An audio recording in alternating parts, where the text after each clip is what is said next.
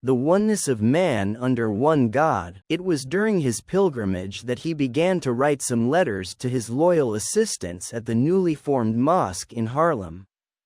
He asked for his letter to be copied and distributed to the press. I have never witnessed such sincere hospitality and the spirit of true brotherhood as practiced by people of all kinds, colors and races here in this ancient holy land, the house of Abraham, Muhammad and all the other prophets of the Holy Scriptures. Last week I stayed completely speechless and fascinated by the kindness I saw being displayed to my people of all colors.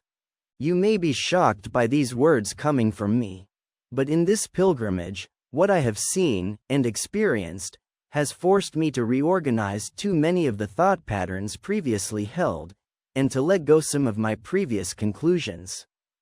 It wasn't too hard for me. Despite of my firm convictions, I have always been a man who tries to face the facts, and to accept the reality of life as it is revealed by experience and new knowledge.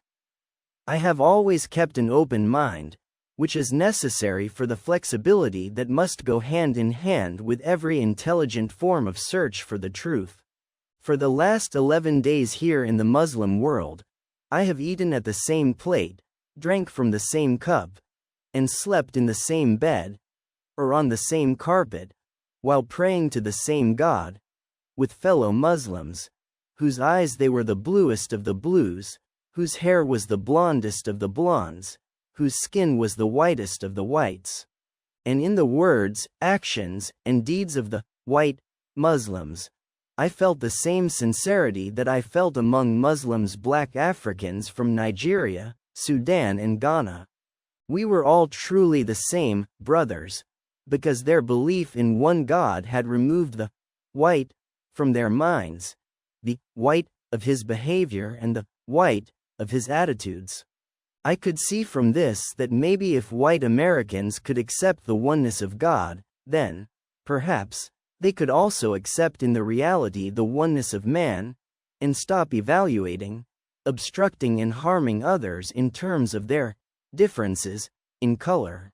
With racism infesting America like an incurable cancer, the supposed white American heart, Christian, should be more receptive to a proven solution to this destructive problem.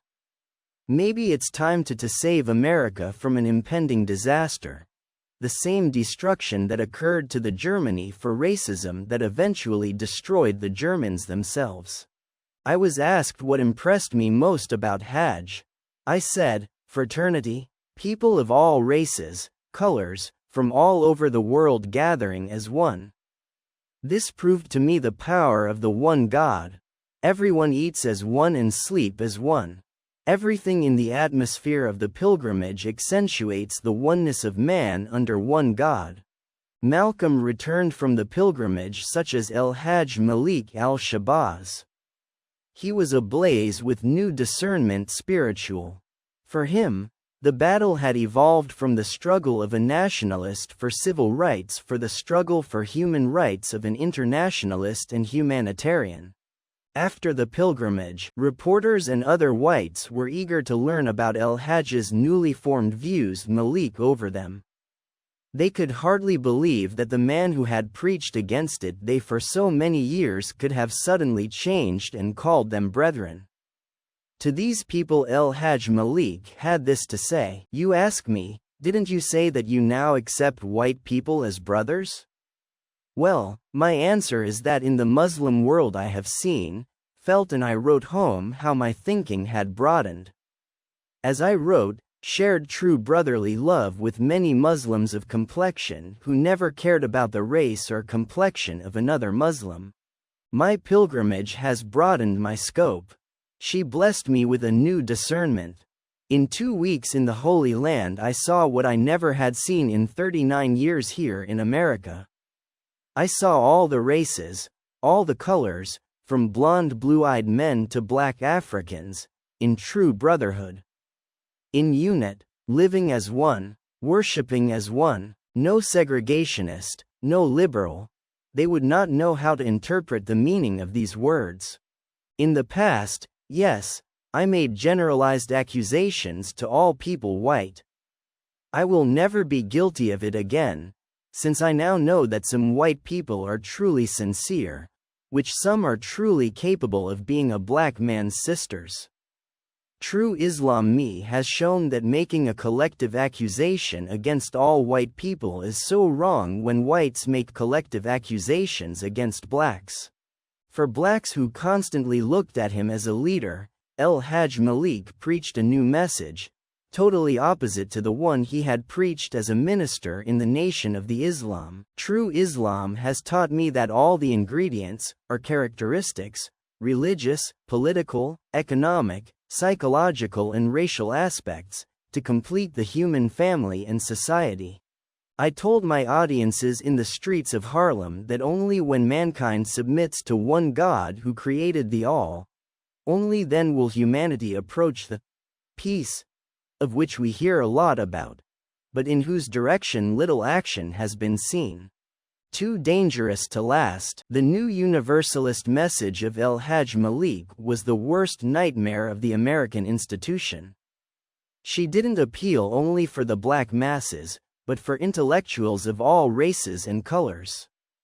Now he was consistently demonized by the press as a defender of the violence and a militant, although in fact he and Dr. Martin Luther King were approaching each other in terms of point of view. The goal has always been the same, with such different approaches as mine and the nonviolent march of Dr. Martin Luther King, which dramatizes the brutality and evil of the white man against defenseless blacks. And in the climate of this country today, it is a mystery which of the extremes in the approach to the problems of the black man will meet on a personal level with a fatal catastrophe first. The nonviolent Dr. King, or the supposed violent self. Hajj Malik knew well that it was a target of many groups. Despite this, he was never afraid to say what he had to say when I had to say it. Like a kind of epitaph at the end of his autobiography, he says, "I know that societies have often killed people who helped to change these societies.